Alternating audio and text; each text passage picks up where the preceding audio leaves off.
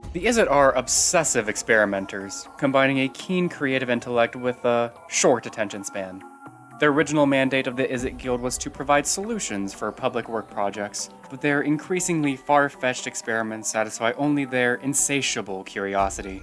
Sometimes their experiments yield useful technological advancements. Other times, they produce unintended mana geysers, spatial rifts, arcane portals, or huge explosions, all of which can be useful in their own way.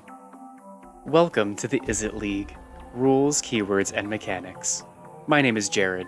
I'm a level 1 judge, and this is MTG.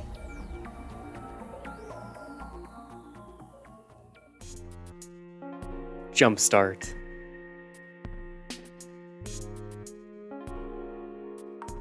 Jumpstart appears on some instants and sorceries. It represents two static abilities, one that functions while the card is in a player's graveyard, and another that functions while the card is on the stack. Jumpstart means you may cast this card from your graveyard if the resulting spell is an instant or sorcery spell by discarding a card as an additional cost to cast it. And if this spell was cast using its Jumpstart ability, exile this card instead of putting it anywhere else anytime it would leave the stack. Casting a spell using its Jumpstart ability follows the rules for paying additional costs in Rules 601.2b and 601.2f through h. You must still follow any timing restrictions and permissions, including those based on a card's type. For instance, you can only cast a sorcery using Jumpstart only when you can normally cast a sorcery. A spell cast using Jumpstart will always be exiled afterward, whether it resolves, is countered, or leaves the stack in any other way. If an effect allows you to pay an alternative cost, rather than a spell's mana cost, such as a spell's overload cost, you may pay that alternative cost when you Jumpstart a spell. You'll still discard a card as an additional cost to cast it, though. If a card with Jumpstart is put into your graveyard during your turn, you'll be able to cast it right away if it's legal to do so, before an opponent can take any actions. Overload.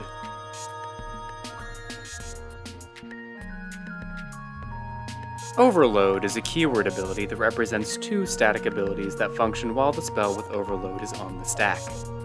Overload cost means you may choose to pay cost rather than pay the spell's mana cost.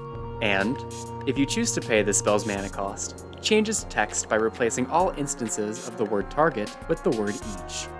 Casting a spell using its Overload ability follows the rules for paying alternative costs in Rules 601.2b and 601.2f through h. If a player chooses to pay the Overload cost of a spell, that spell won't require any targets. It may affect objects that couldn't be chosen as legal targets if the spell were cast without its Overload cost being paid. Overload's second ability creates a text changing effect. See Rule 612. Text changing effects. If you don't pay the Overload cost of a spell, that spell will have a single target. If you pay the Overload cost, the spell won't have any targets. Because a spell with Overload doesn't target when its Overload cost is paid, it may affect permanents with hexproof or with protection from the appropriate color. Note that if the spell with Overload is dealing damage, protection from that spell's color will still prevent that damage. Overload doesn't change when you can cast the spell, and casting a spell with Overload doesn't change that spell's converted mana cost. You just pay the Overload cost instead. Effects that cause you to pay more or less for a spell will cause you to pay that much more or less while casting it for its Overload cost too.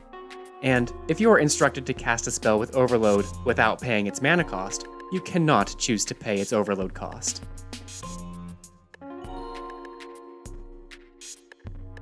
Replicate.